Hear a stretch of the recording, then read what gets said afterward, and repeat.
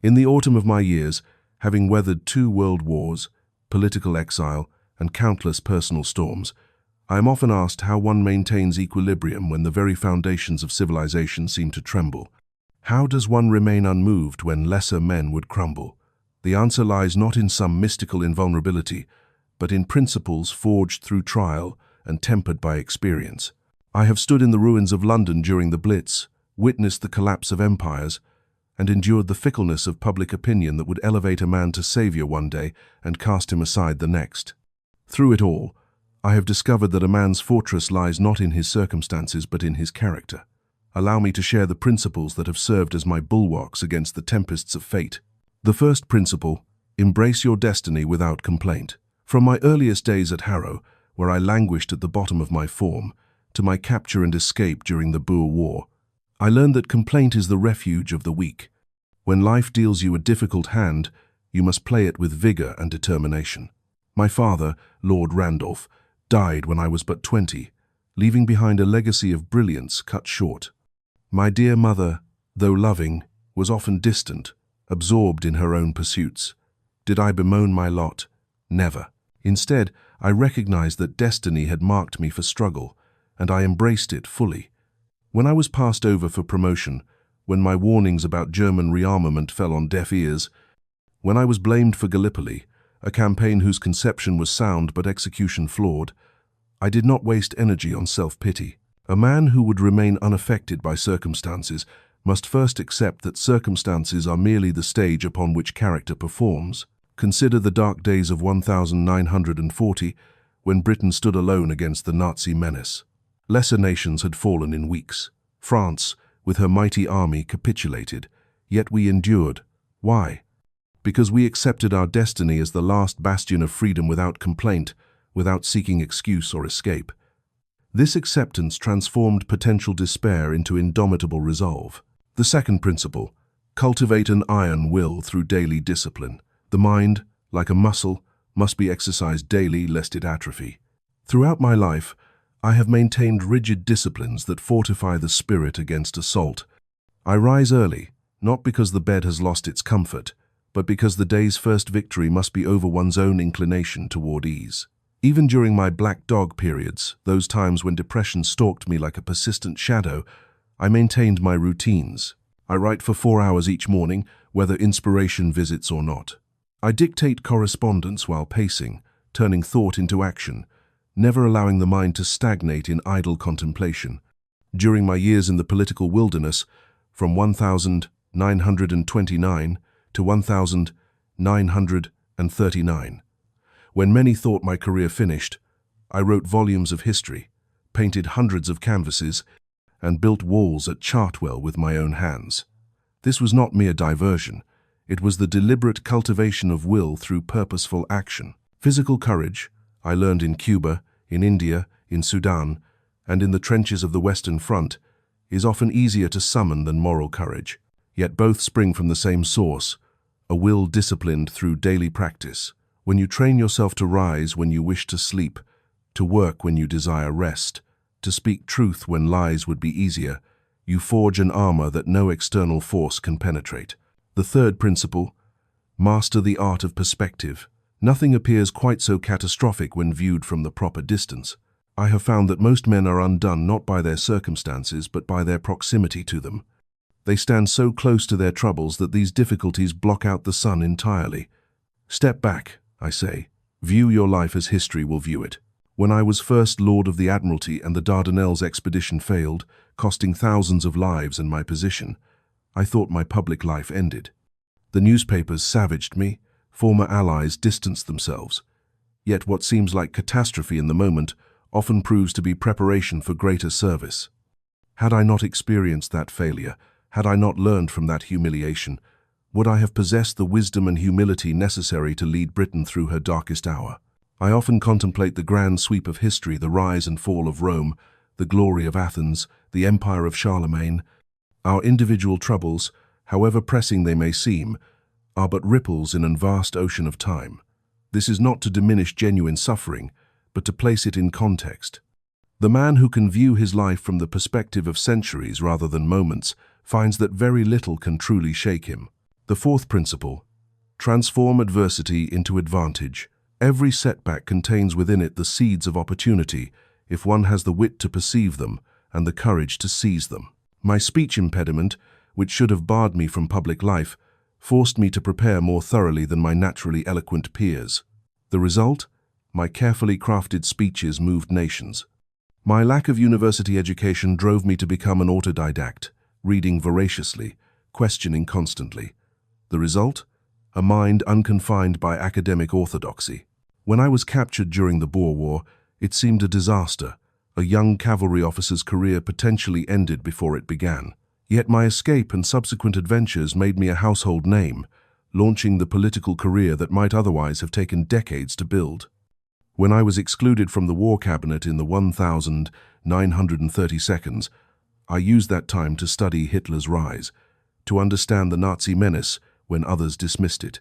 When the crisis came, I alone among British politicians truly understood our enemy. The principle is this: when fate denies you one path, it invariably opens another, often superior to the first. The man who would remain unaffected must train his eye to spot these alternative routes, to transform obstacles into stepping stones.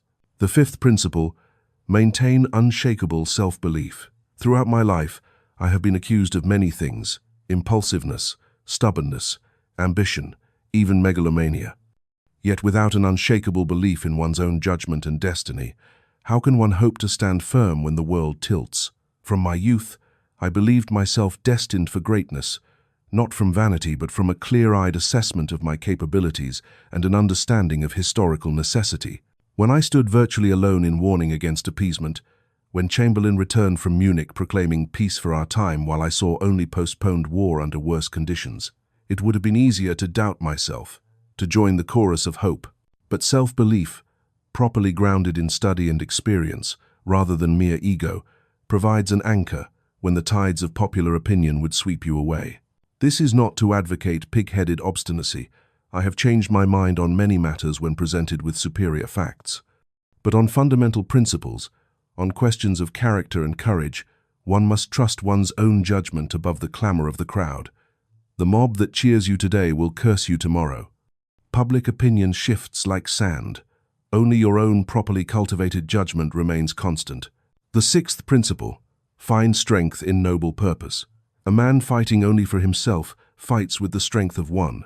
A man fighting for a cause greater than himself fights with the strength of multitudes. Throughout the darkest days of the war, when London burned and invasion seemed imminent, what sustained me was not personal ambition, but the knowledge that I stood as guardian of civilization itself. This is not mere rhetoric. When you align your personal struggles with noble purpose, individual setbacks lose their sting. Failed to receive a promotion? If you serve a great cause, what matters personal advancement? Lost a fortune? If you fight for principles that will outlive gold, what matters temporary poverty? Even death itself loses its terror when you know your life has served purposes that will endure beyond your mortal span. During my wilderness years, what sustained me was not hope of political resurrection, but the conviction that someone must sound the alarm against the gathering storm, regardless of personal cost. This sense of purpose transformed political exile from punishment into duty, from humiliation into honor. The seventh principle: cultivate strategic detachment. While one must care deeply about one's duties and purposes, one must simultaneously maintain a certain detachment from outcomes. This appears paradoxical, yet it is essential. Fight with all your might for victory while remaining philosophical about defeat. This is not indifference, far from it. It is the recognition that while we control our efforts, we do not control results. I learned this lesson repeatedly. Despite my warnings, Britain sleepwalked into war unprepared. Despite our finest efforts, Singapore fell. Despite meticulous planning, operations failed. Yet I slept soundly through the Blitz, not from callousness, but from the knowledge that I had done all within my power. What remained was beyond my control, and thus beyond my concern. This strategic detachment, caring deeply about the process while remaining philosophical about outcomes, provides immunity against both despair in defeat and complacency in victory. It allows one to maintain equilibrium regardless of external circumstances. The final principle: remember that this too shall pass. In my 90 years, I have seen empires rise and fall, watched modern democracy birth itself in blood and struggle, witnessed humanity's greatest triumphs and most abysmal failures. The one constant is change. No condition, however permanent it may seem, endures forever. The British Empire, which seemed eternal in my youth, dissolved within my lifetime. The Nazi Reich, which proclaimed itself millennial, lasted barely a decade. Understanding the transient nature of all conditions, both good and ill, provides ultimate immunity against being overwhelmed by circumstances. When you truly grasp that nothing lasts forever, you can endure any hardship and enjoy any triumph without being unduly affected by either. The storm that seems world-ending today will be a footnote tomorrow. These principles, forged in the furnace of a long and tumultuous life, offer not escape from difficulty but mastery over one's response to it. The goal is not to become unfeeling. I have wept for my country, mourned fallen comrades, and felt the full weight of responsibility for decisions that cost lives. The goal is to remain functional, decisive, and purposeful, regardless of what fate hurls at you.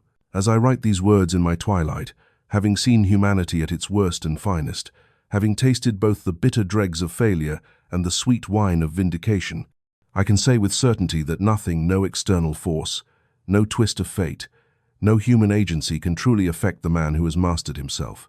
Circumstances may assault your position, critics may savage your reputation, fate may rob you of fortune and friends, but your character, your principles, your essential self remains inviolate if you will it so. The secret is not to avoid the storm, but to become the sort of vessel that weathers any tempest. Build yourself upon these principles, and you will find, as I have found, that while you may be momentarily knocked down, you can never be knocked out. You will discover that the very forces that destroy lesser men serve only to reveal your strength, like fire that consumes dross but purifies gold. Remember always, we are not placed upon this earth to avoid difficulty but to meet it with courage, not to escape suffering but to transform it into strength, not to seek ease but to prove equal to any challenge. In this way, and only in this way, can a man truly say that nothing, absolutely nothing, can affect his essential nature, his fundamental purpose, his unconquerable spirit. Thus speaks one who has lived through the valley of shadow and emerged, not unscathed but unbroken, not unchanged but unconquered,